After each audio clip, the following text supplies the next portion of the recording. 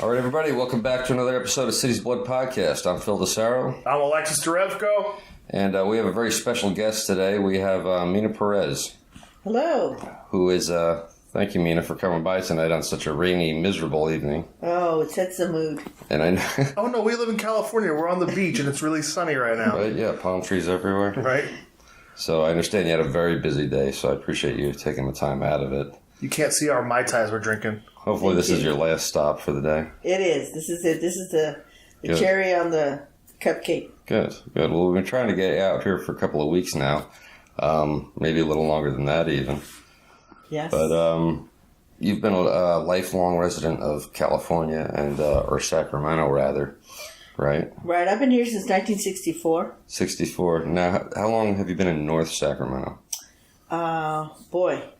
Probably now about 55 years. About 55 years. So this is, besides, let me try to back up a little bit and give Mina a better introduction than I just did.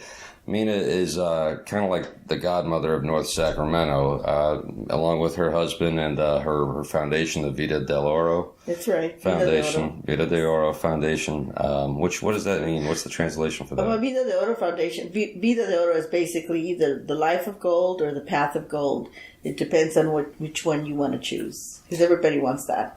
Now, with you and your foundation and your husband, your whole family, this was a family affair because I was over there watching it. You just gave away, like 500 prom dresses? Actually, we received over 700 prom dresses from the Chico fire, and so we brought them over here, and we gave away on February 9th about 300 to 73 high schools that came with representative young girls that needed a dress. And we still have a little over 300 left, and we're going to give them away again on March 23rd. That's awesome. Nice. That's great stuff. Now, besides the prom dress giveaway and everything else with the foundation, you also have been running the taco festival, the Sacramento Taco Festival, for, is it 4 years now? 6 years now. And, 6 years. Wow. And actually, what our foundation is, we promote the arts. That's our main goal, is education, history, and economic development is what we want to do. We teach we don't just give you the fish. We want to give you the pole and teach you how to fish so you can keep going. And the Sacramento Taco Festival was a vehicle that we created to help us sustain our nonprofit, because you can't always get money grants or sponsorships. So we had to create something that was going to be working for us, which is the Sacramento Taco Festival. It's a paid event to enter. And so with the funding that we create from that, we're able to not only pay the whole logistics and our vendors and our artists, but we continue the promoting of the arts through the rest of the year. This is like the can't miss event in North Sacramento. If you're anywhere near the area, you really can't miss the Taco Festival. It's definitely the best thing we have on Del Paso Boulevard every year. Absolutely. It's grown. We started off with only a small little building that we were able to use, and we received about 600 people on that one day. Again, we have not changed the price. It's been $10 every year. And now we have grown to 3 blocks this year on the street. And so we've gone from 2 vendors to probably now about 37 vendors that come, and about 15 to 17 food trucks that come to sell their goods. So, yeah, we've grown quite a bit. This is all great stuff, and this is stuff that's really helped improve North Sacramento in the past few years, I think, drastically, especially Del Paso Boulevard in particular. I know that's kind of your pet project, or that area, for at least you tried to make it yours for a long time. That's true. Living in this area since 64, knowing the territory and seeing that no one else was coming on board to assist. So I said, you know what, let's do it on the boulevard. And someone told me, if you make this work on the boulevard, you can go anywhere. Because that area is in need. No one's stepping up to the plate. Everybody was afraid to come down here. Absolutely. Everybody's afraid from the history, the current residents, and let's face it, we all need to live somewhere. And we have good and bad. And so I think my belief is everybody deserves to have something good in their neighborhood. And so if I can at least try and demonstrate that, I'm hoping that others will come behind me and go, well, if she did it, let's see what we can do. And then I can move out of the way and go somewhere else and, just keep going. I hope so. I mean, I've seen a lot of changes just in the past 3 or 4 years on the boulevard with more and more new businesses opening up, and just more and more foot traffic. I see more cars parked on the boulevard. I see more business coming through. I think that fear factor has really been lifted. Businesses have looked at, what's going on here, and they've made a decision to take a chance. And like I said, we got a grocery store now. We have, some banking that's possibly coming back, and we have other little small, businesses. A few restaurants. Oh my gosh, restaurants, that's right. And good new barbecue place, good pizza place. Where the library is going to be also maybe getting a new place to move to. So I just think there's folks looking at it differently and going, well, why not? While the rent is still very low, let's see if we can spruce it up. And I think there's some economic development going to be coming down the road from the city and the county. So we're just going to watch to see what happens. And didn't one of the old theaters just get purchased as well? Oh, that's right. One of the old theaters that was there for a very long time. The Grand. The Grand is going to be refurbished. The owner wants to bring it back to as close as can. Unfortunately, we haven't been able to find the old pictures of what it really looked like back in the day, and a lot of that has been lost. But they're trying. They're trying to see if anybody has pictures of it, and so they can try to closely, Yeah, I did a search for that myself, and I even spoke to Matthias Tumbald, who's like the expert on theaters in Sacramento, and apparently no color photographs of this theater really exist. Well, the unfortunate thing that happened that a lot of people don't know is back in the 60s before the city was incorporated, the county had a lot of records, a lot of pictures, and because of the fight that they had, actually the county office that was to turn things over actually started burning all their records. Yes, they did. They actually got a big old barrel thing and started throwing, and they were burning all the records. And we'd rather burn this than let the city have it. So, which is very unfortunate, and that's why we really don't have what we need. Unfortunately, that was the mentality of the past. I've heard similar stories with the Sacramento Bee and the Sacramento Union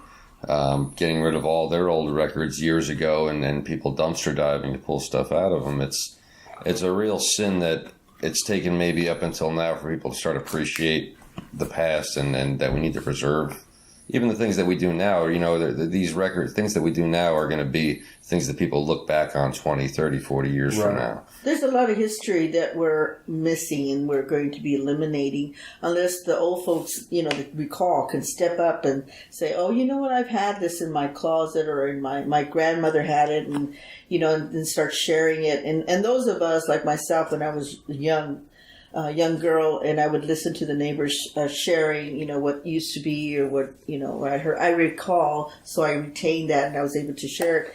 And of course, living in Del Paso Heights, working part-time at the library that, we fought so hard to get, I was able to absorb a lot of history that was coming through that.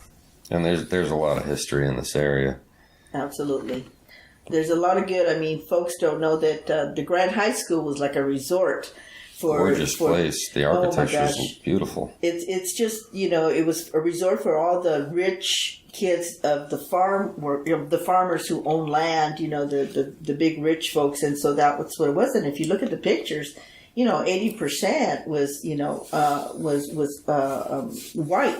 Oh yeah. And then it started transitioning in the 70s, 60s actually, late 60s, and it became, 80% more African American. And then, of course, now if you look at it, it's 40% Latino. So there's always been, a change, a channel of change. But the bones of a great structure are there and should be preserved. It's a shame. I know there. Adrian, you put out a story not that long ago about some arson. Was it there, or somebody tried to destroy the pool? Was it? We go back. Let's go back a little bit more. Classrooms. One of the classrooms. But let's go way back in the I want to say in the 70s. One of the trustees from the school board actually started the fire in the Grand High School gym, and it burnt down. So we go back to the anger and the fighting and what's going on. Somebody who was actually working there. Oh, absolutely. And so then was that because it had become sort of a quote unquote black school?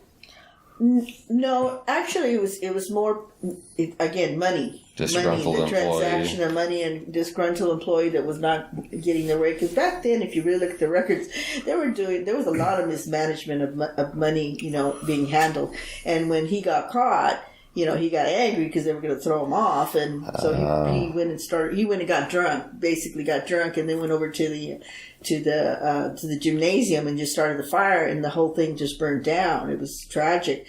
And then recently, we had someone that they claim he was homeless, got into one of the classrooms at Ryan High School and started a fire, and but they were able to catch it before it got worse. So thankfully, that could have been.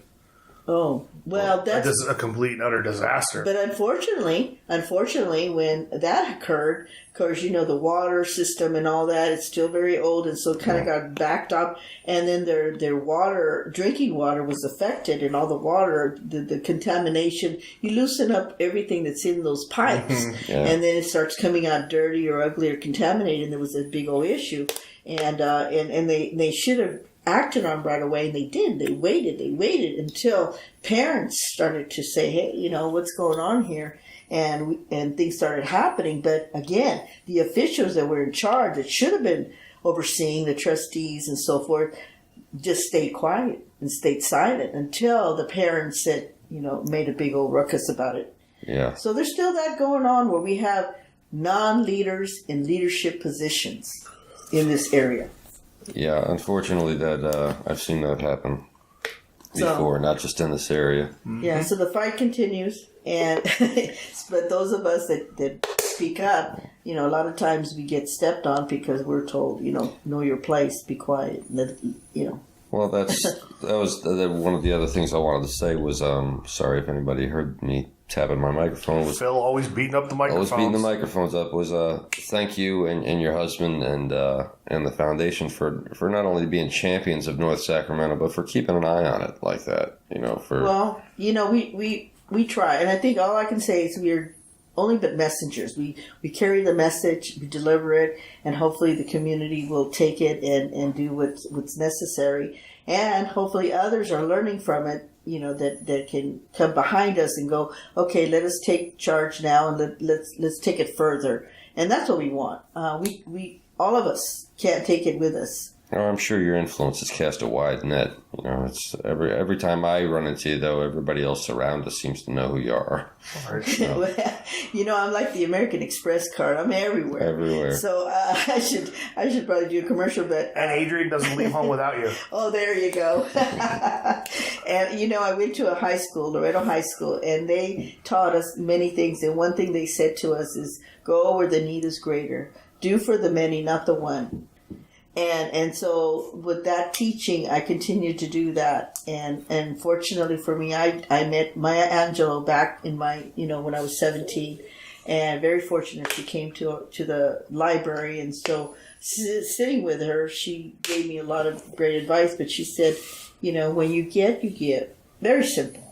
Hello, everybody. This is Phil Lassaro. And I'm Alexis Derevko. And this is the Cities of Blood podcast. And we need you to subscribe and hit the bell notification so you can know about all of our content. And if you're fascinated with serial killers, conspiracies, crimes of all sorts, then this is the channel for you.